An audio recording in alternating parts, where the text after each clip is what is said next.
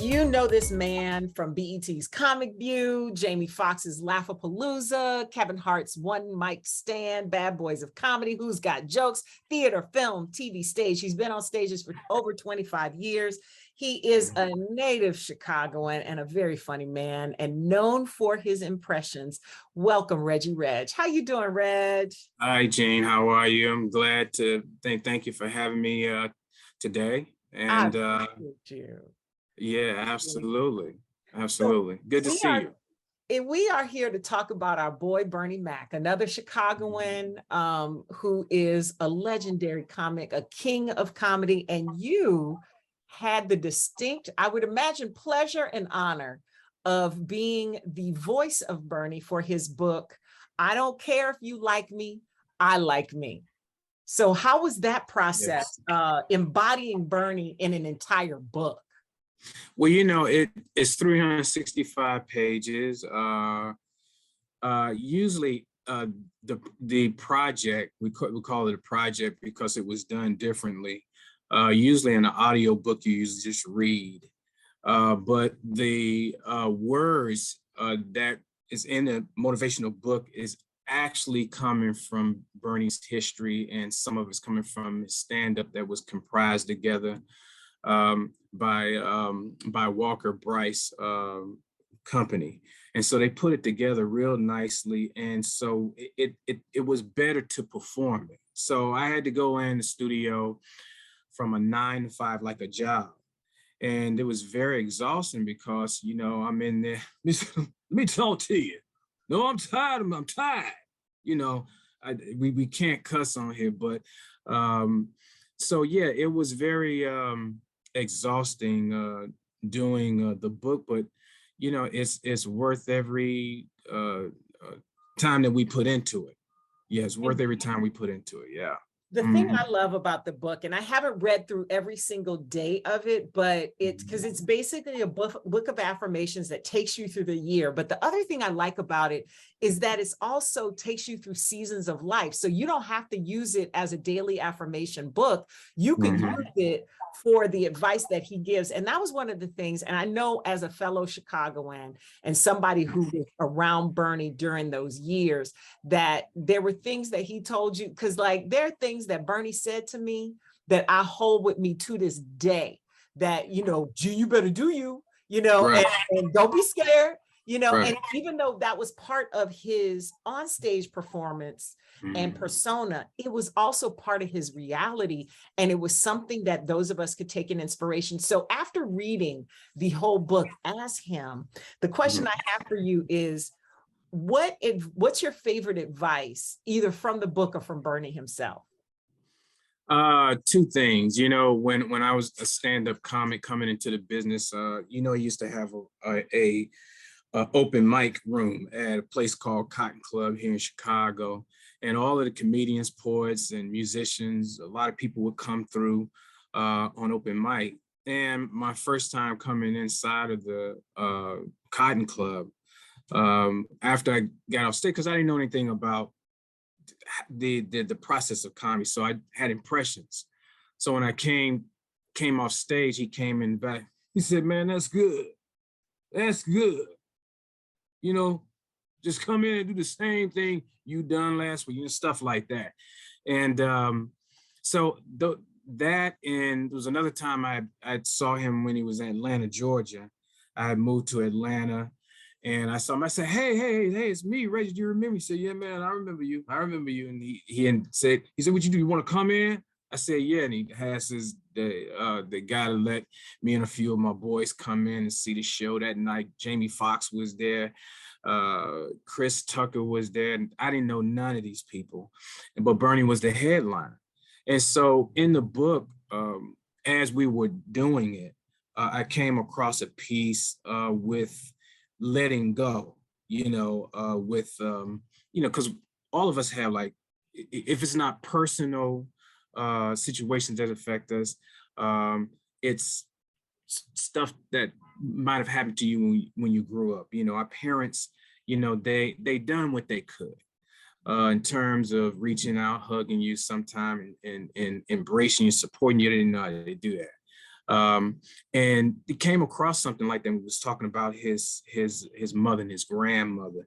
And so I related to it. I'm pretty sure every Black person can relate to that, and every human being can relate to that.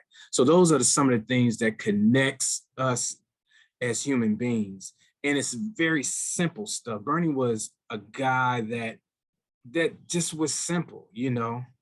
Let me tell you something. If you eat too much, you're gonna get too fat. This is stuff like that, you know, just simple stuff, but it means so much, you know. Because you So know what, simple ain't easy. That's the thing I think a lot of people forget about. And that's the thing, I think you hit on the thing that I love about Bernie the most, is that he could cut through a lot of the noise, and the way he would punch you with his voice, in the way he said it, it would cut through, and you go, wait a minute, hold up. That means more than just the words he's saying. And I'm interested to know how you got his impression down so good, because the thing about you, Reg, is that I feel like your impressions are less imitations and more embodiment of the person.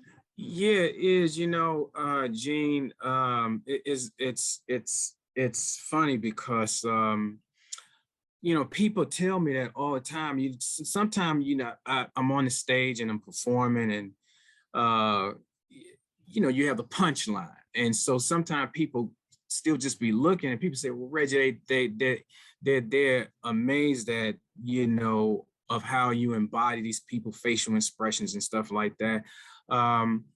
It's a visual. Yeah, it's totally different for me, because you become the person. It's like an actor that is studying for a role, and so they have pictures and pictures of the person that they're doing it.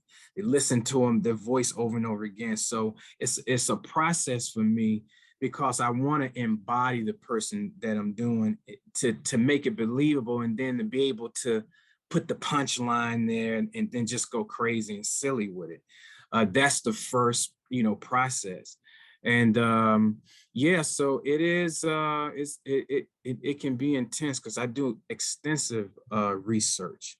I've bought Bernie's book, I Ain't Scared of You, when it came out, and read it and learned a lot about his personal life. I mean, living not too far from me, I lived on 81st and Morgan. He lived on 69th and Morgan in Inglewood. So there was a lot of comparisons there. And like with all impressions that I do, I go into extensive research. I don't know why I do it, but I do it. I mean, I go on now YouTube is available, and it's more easier to kind of go through somebody's history and just kind of get, you know, a clip of this, a clip of that, the facial movements, you know, how many times they say a word, you know, and so that's how it's done, you know.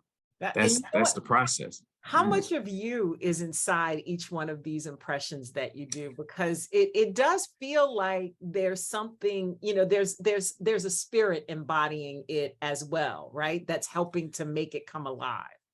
Yeah, you know, it's more, I'm trying to do a good job at what I do, and I don't know no other way to do it. You know, you know, when I was younger, I used to watch Saturday Night Live, and watching Eddie Murphy on Saturday Night Live, John Belushi, Dan Aykroyd, and then they would have political stuff, and they would do the president, and that would like amaze me. And so everybody that I saw, I tried to really do them like them. When I was in school, my teachers would leave out of the room, and I would get up and start imitating my teachers and that kind of stuff, and just kind of have fun with it. And so there's not a lot of me. I'm gone.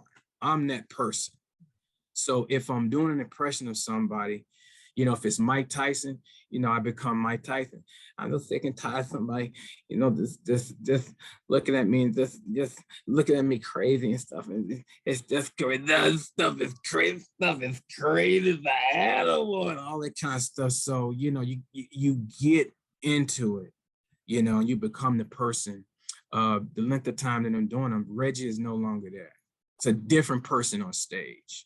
Different person in a wild. performance. Yeah. That is wild. I love it. When it comes to doing a character, I'm sure that doing this book was very different than all the other characters you've done. Because I've seen, a bit only lasts a certain amount of time, no matter how much work you put into doing it. On stage, it's only a certain amount of time. Was it different for you doing this long process and living as Bernie for like several hours in the studio every day and doing that whole length of time? No, it was kind of it. The exhaustion came with doing it for a long period of time, but it was easy to do the impression because these are his words. And I mean, I don't know how many times I've seen the Kings of Comedy. I don't know how many times I watched this television show. I don't, I remember the conversations that we had. So all of that's like there. So when you have it on paper, and you're performing it, it becomes kind of easy to perform it. It's just exhausting doing it from 9 to 5. And then we had to take breaks and then had to regroup and start it all over again. That was the only problem, but everything was on paper. All of his words was on paper. So it was just a matter of just saying it the way that he says it. And that was the key, That was one of my favorite things about going through the book is I could hear Bernie just reading the page because I was like, just the way he said, God damn, and all that, I was like, oh my God, I can hear him. We can cuss. Can we cuss here? Can we cuss on here? Right now, baby. Look, for the radio part, I can bleep you out. I didn't know. I was being conservative. I appreciate that. I was being conservative. I didn't know we could. Listen, there were times when I sat next to Bernie when he would fill in for Steve when we were doing the morning show. And I would be like, Bernie. He was like, I'm not going to make you lose your job, Jeanne Sparrow. Yeah. I ain't going to make you lose your job, man.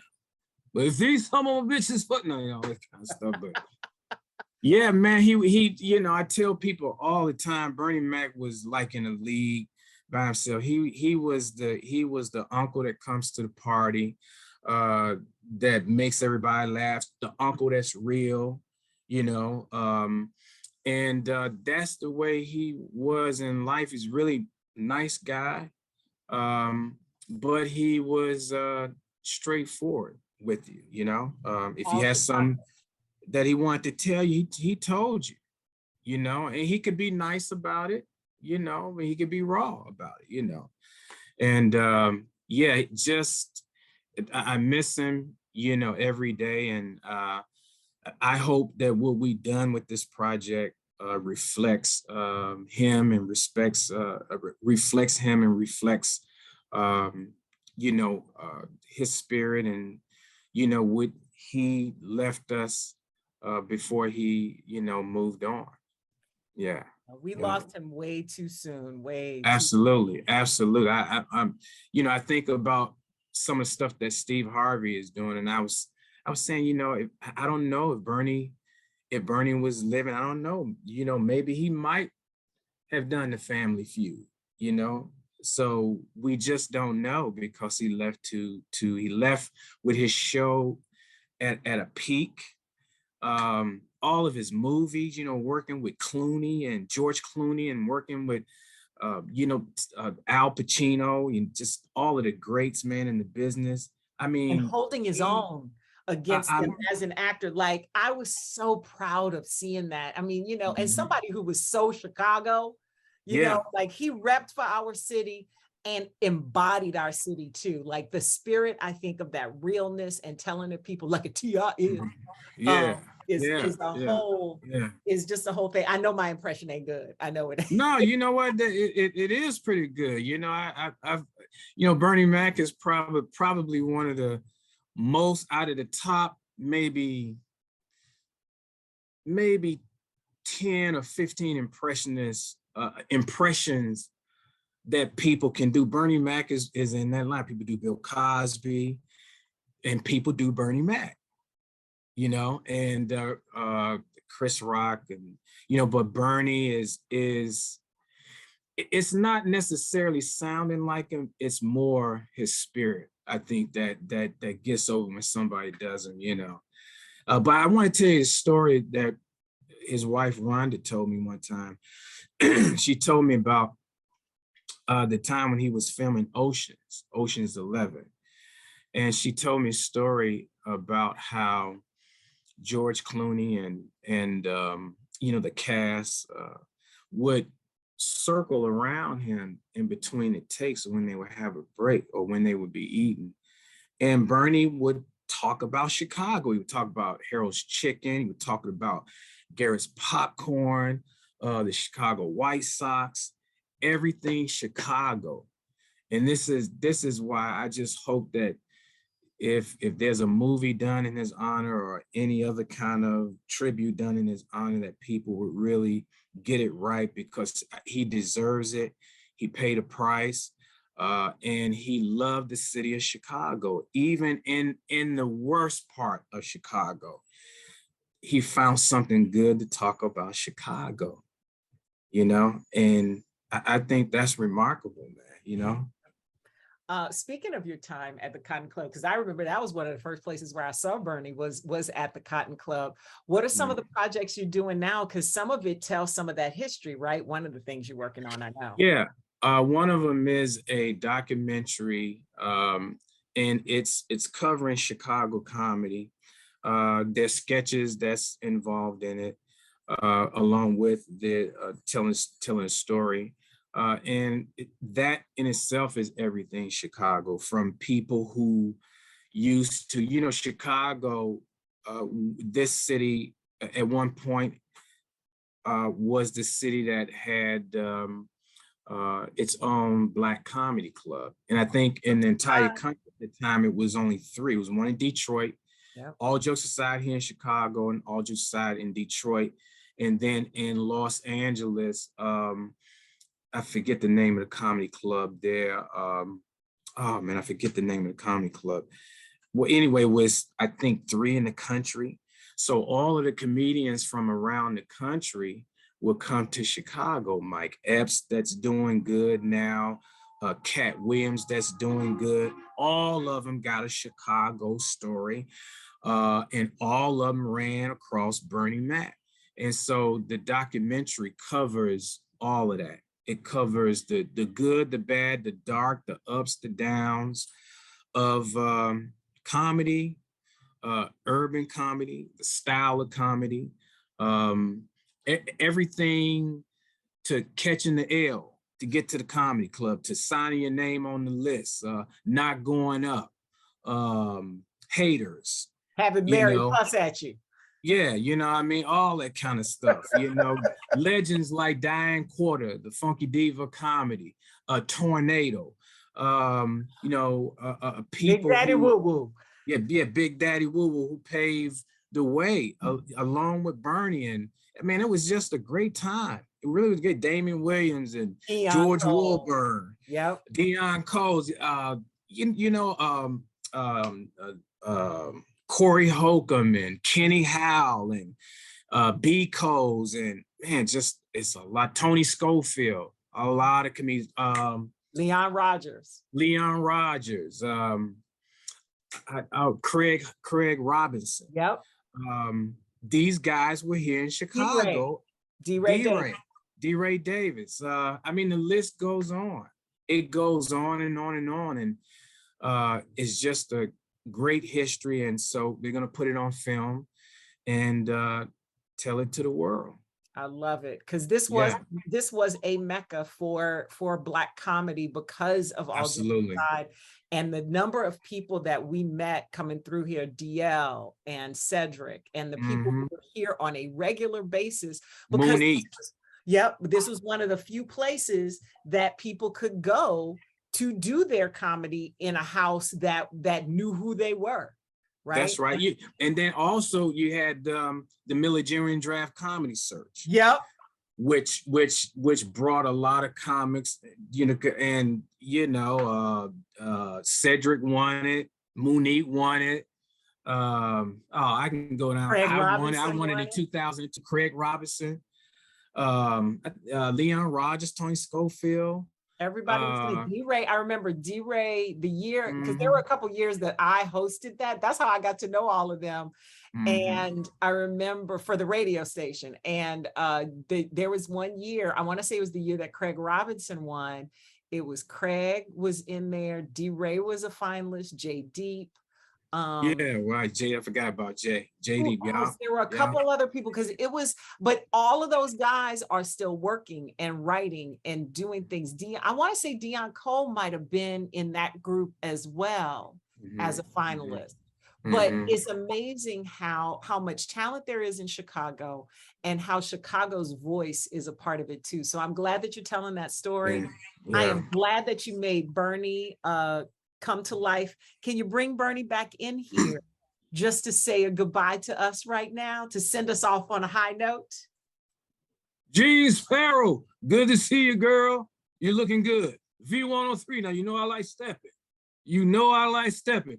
I don't mess around with the young folks. I don't mess with them. Let me tell you something. I'm gonna tell you like a TI is. The #1 station, the #1 interviewer is right here. Her name is Jeanne Sparrow. Now who you with? Yes! Who you with? I loved it. Thank you, Reggie. Thank you for your time and your energy and for bringing Bernie to life for us because we miss him. Thank you so much, Jeanne, and thank you for the honor, and to everybody that's listening, stay strong.